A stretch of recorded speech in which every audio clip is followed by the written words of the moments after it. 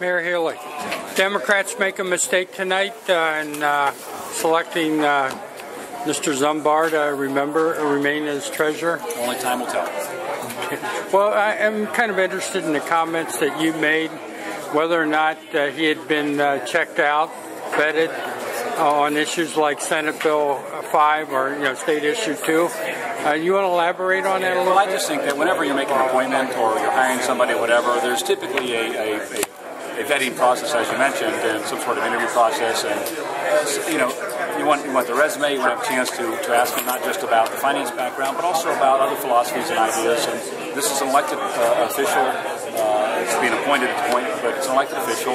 And I think that we owe it to the constituencies we represent to do more due diligence in reference to making sure there's somebody that fits for these we expect as an appointed authority. And how did you end up voting on that? I voted no.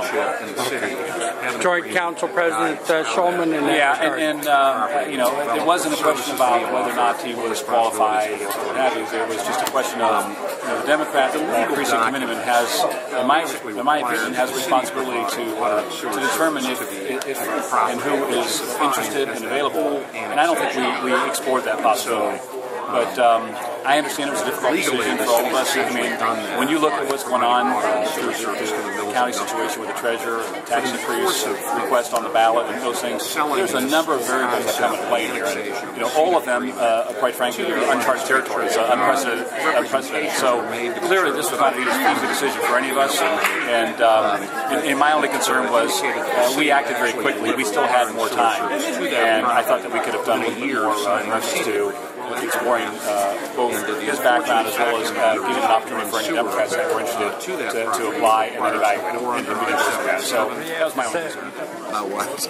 About the Central Committee action today. Disappointed, but recognize that it's a very tough call. And I see both sides of the issue. But I still say we are the Stark County Democratic Party, not the nonpartisan, bipartisan committee of elected people.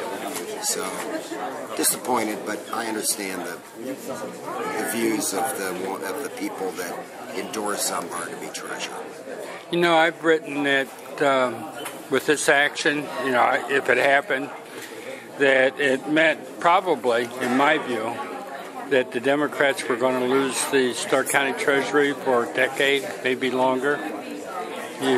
Would you take exception to that? I would not. I think we've lost it for our lifetime.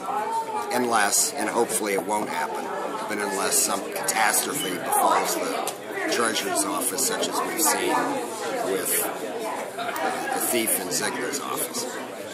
What did you think about Chief Deputy McDonald's point near the end of the meeting that the discussion, as I interpreted his remarks, was not supportive enough of Chairman Gonzalez?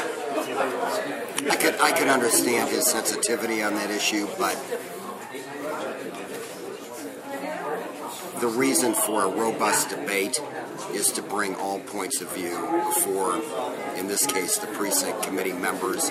And so I don't think it was an attack on Chairman Gonzalez's leadership in this. I think he's been incredibly dedicated to this process, and I tried to make that point very clear. But I could understand where he might have thought the meeting was getting away from its central point, which was, do we endorse Zumbar for this position? Thank you.